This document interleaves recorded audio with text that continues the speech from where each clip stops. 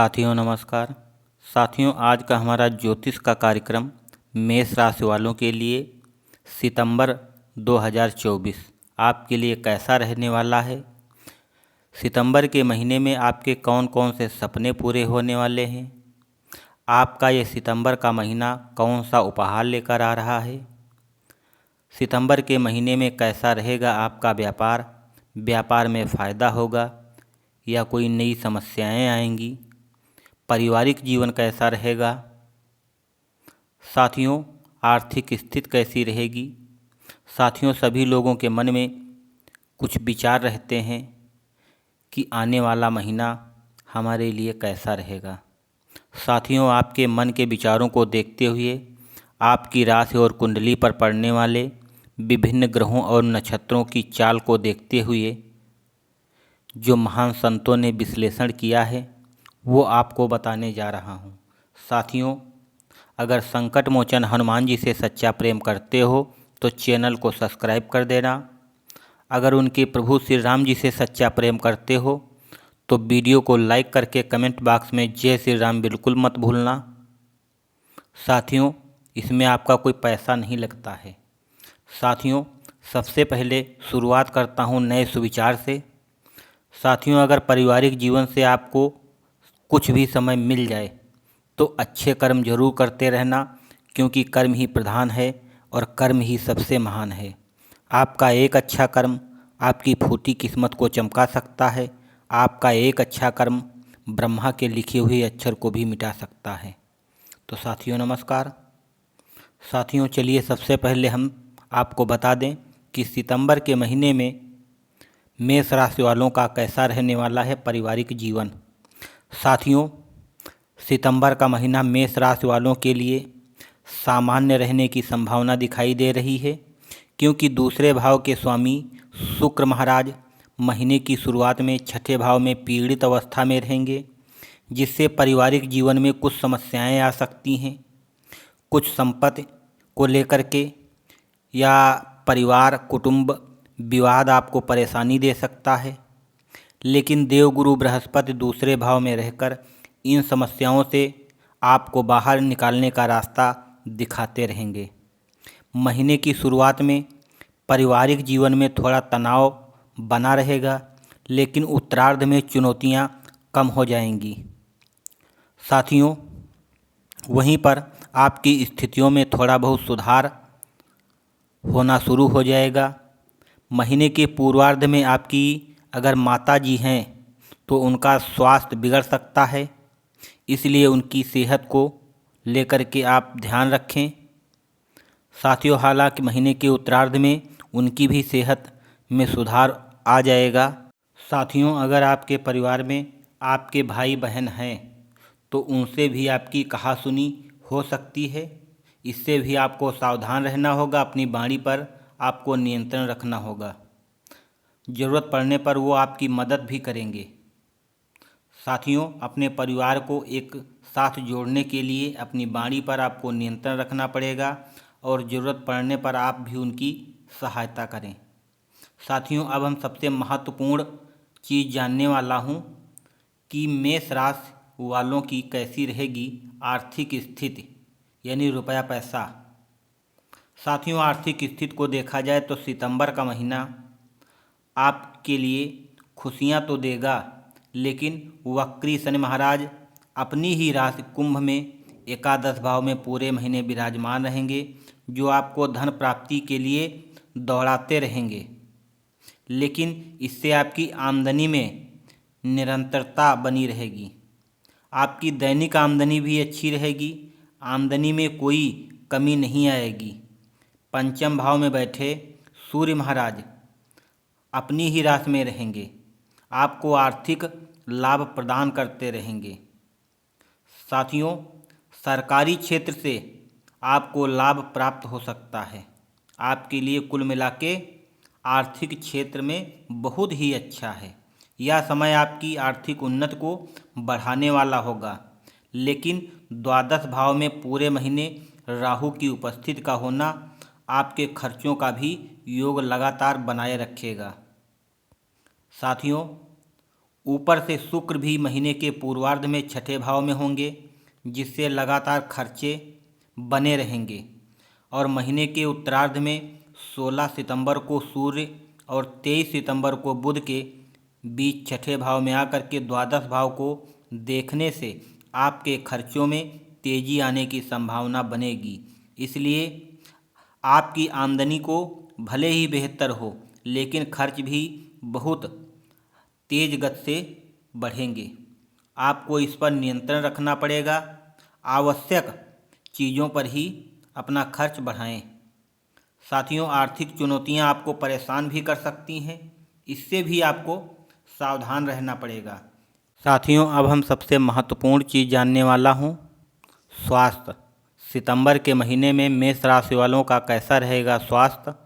साथियों, स्वास्थ्य के दृष्टिकोण से ये थोड़ा कमज़ोर रहने की संभावना दिखाई दे रही है, क्योंकि मंगल महाराज तो तीसरे भाव में रह करके आपको भरपूर साहस और पराक्रम प्रदान करेंगे। साथियों, और आपकी स्वास्थ्य समस्याओं में कमी प्रदान करने का प्रयास करेंगे। लेकिन साथियों, दूसरे और सातवें भाव के स्वामी शुक्र महाराज छठे भाव में अपनी ही नीच राशि कन्या में केतु के साथ विराजमान रहेंगे। उन पर मंगल और बृहस्पति की दृष्टि होगी, जिससे आपको पेट से संबंधित समस्याएं, जिन लोगों को मधुमेह की समस्या है, उन्हें ज़्यादा परेशानियों का सामना करना पड़ सकता है। वो अपने स्वास्थ्य का विशेष ध्यान रखें, अपने खान पान का विशेष ध्यान रखें और अधिक ज़रूरत पड़ने पर अपने डॉक्टर से, अपने चिकित्सक से परामर्श लें। साथियों, महीने के उत्तरार्ध में शुक्र यहाँ से जब निकल जाएंगे तब समस्याओं में कमी आ जाएगी। लेकिन सूर्य और बुध भी छठे भाव में आकर के राहु के प्रभाव में पीड़ित अवस्था में होंगे। इसलिए पूरे महीने अपने स्वास्थ्य का आपको विशेष ध्यान रखना पड़ेगा। स्वास्थ्य के लिए अच्छा नहीं है। इसके लिए लास्ट में हम आपको उपाय बताऊंगा। साथियों, अब हम जानने वाला हूं सबसे महत्वपूर्ण चीज़, प्रेम व वैवाहिक जीवन। साथियों, सितंबर के महीने में मेष राशि वालों का प्रेम व वैवाहिक जीवन कैसा रहेगा, तो चलिए जानते हैं। महीने की शुरुआत में सूर्य महाराज और बुध आपके पंचम भाव में रह करके आपकी प्रीतम से आपकी दूरियों को कम करेंगे। आपका आपसी तालमेल बनेगा। आप अपनी बातों को लेकर के खुलकर अपनी प्रीतम से कह पाएंगे। लेकिन शनि महाराज वक्री अवस्था में वक्री दृष्टि से पंचम भाव को देखेंगे, जिससे किसी की नज़र आपके प्रेम को लग सकती है। इसलिए प्यार के मामले में आपको थोड़ी नरमी रखना है। अपने प्रियतम से थोड़ा कम मिलें, और मिलें तो लोगों को कभी ना बताएं, क्योंकि ज़्यादा लोगों को पता चलने से आपके रिश्ते में तनाव बढ़ सकता है। महीने के उत्तरार्ध में जब सूर्य कन्या राशि में 16 सितंबर को छठे भाव में चले जाएंगे, तब परिस्थितियां और भी बिगड़ सकती हैं। एक दूसरे से कहासुनी हो सकती है, आपस में टकरार भी हो सकती है। इससे भी आपको सावधान रहना होगा। अपने वाणी पर आपको नियंत्रण भी रखना पड़ेगा।